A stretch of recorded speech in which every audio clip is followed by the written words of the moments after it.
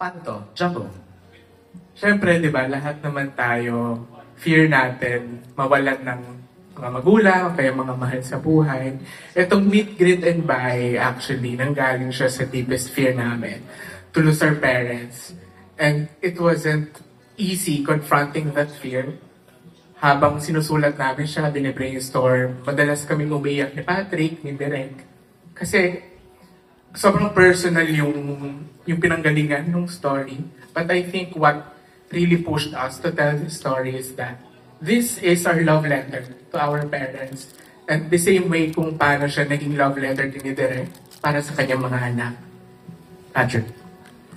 We really wanted to tell the story na sobrang relatable to everyone. And I feel like katulad ng sinabi ni Jumbo na fear, it's a universal fear for everyone, di ba? To lose yung mahal nila sa buhay. So yun yung naging focus namin while writing this story na sana maraming taong makarelate. Gusto namin ikwento to kasi kwento natin to lahat. Oh, tinan mo, kanina nga, dalawa pa lang na kasi doon pa lang sa kasi